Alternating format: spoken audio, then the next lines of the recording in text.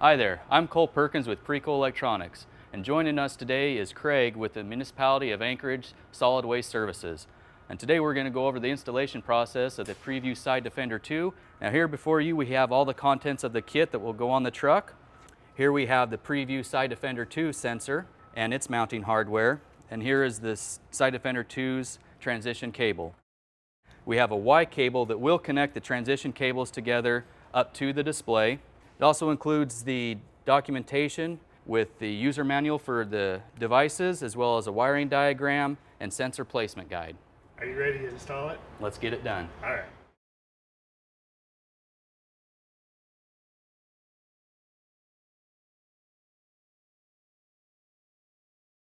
Today we're going to be installing the PreView object detection system on this Labrie front loader refuse truck. We'll go over the sensor placement, the wire routing, and then we'll get into the finer details of the installation. So let's get started. The sensor placement for the Side Defender 2 is critical. We recommend for optimal performance that the sensor be located anywhere from 167 to 187 inches from the front bumper, and a mounting height from the ground of 22 to 28 inches. A bracket will more than likely need to be fabricated to allow the sensor to extend out past any of the equipment along the side of the truck to have a clear view. For the cable harness, we'll be routing the harness back along the chassis, following the harness from the Sentry sensor up into the cab. This current bracket here provides a good location for us to fabricate a bracket to mount the sensor off of. We want the sensor to extend out past any other equipment so it has a clear view. And Craig has already gone ahead and fabricated a bracket here, and we've chosen this location. As you can see, Craig's already drilled a couple holes. So what we'll do is we'll be attaching the fabricated mount, and this will extend it out past all the equipment, and it's not wider than the tires are. Go ahead and get this mounted, and then we can run the harness.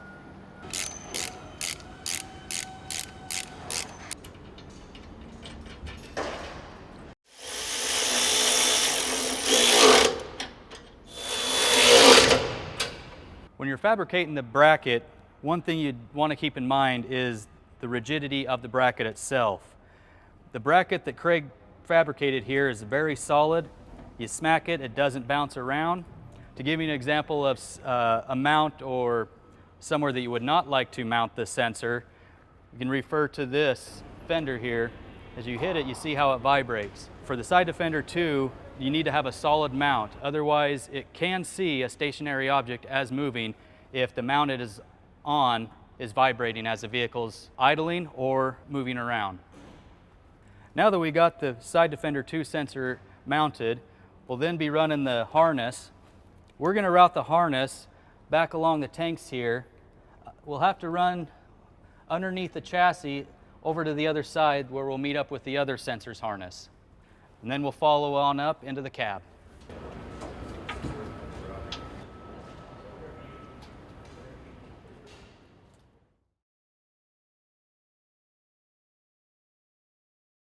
All right, now it's time for the Side Defender 2 detection pattern test. What I'm going to do is very similar to with the Sentry, and I'm going to outline the detection pattern. So as I walk into the detection pattern, they're going to signal to me when I'm detected so I can place a cone. The Side Defender 2 does not have 5 zones of detection like the Sentry. It only has 1. So we won't be doing any zone detections, just the detection pattern. Let's get started. I'm going to start at the center of the sensor again, walk directly towards it, and they'll flag me when to place a cone.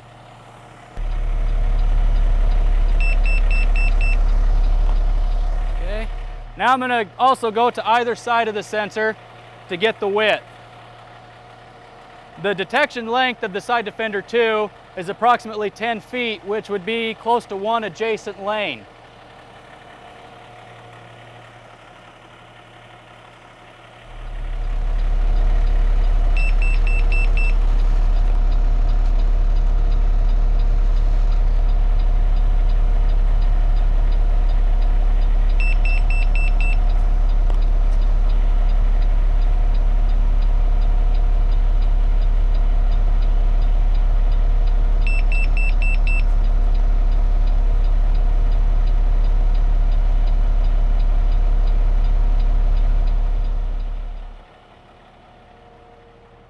Okay, so we've reached the end of the detection on this end. I'll go to the other side now.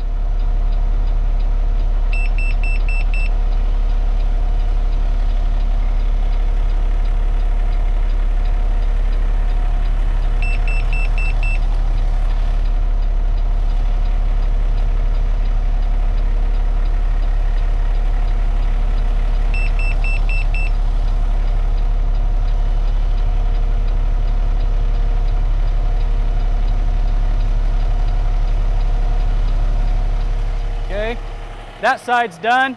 Now I'm going to go this way.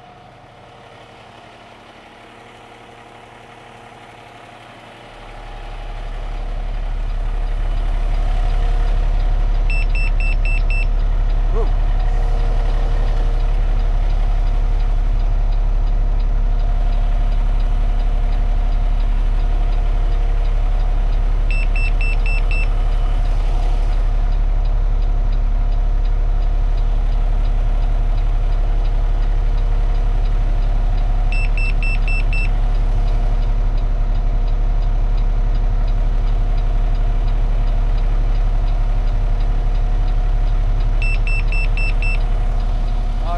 We've got this side done, now we'll do the back side.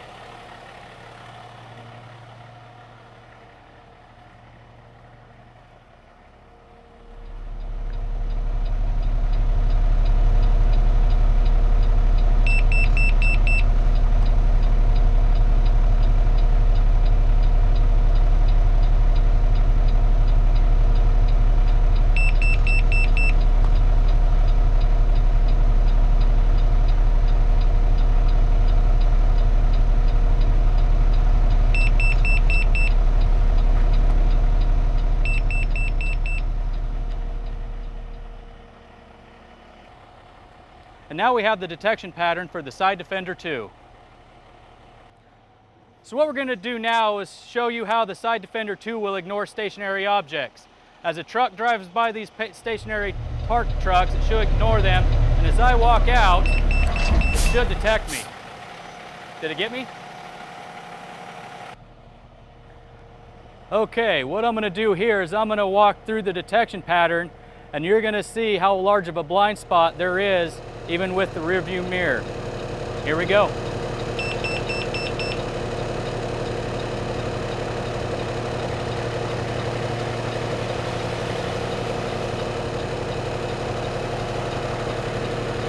Okay, the testing we were doing before was with the turn signal engaged.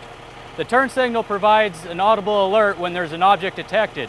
What we're going to do now is do the same test but without the turn signal engaged, so you'll see how it reports a little differently and it does not provide an audible alert.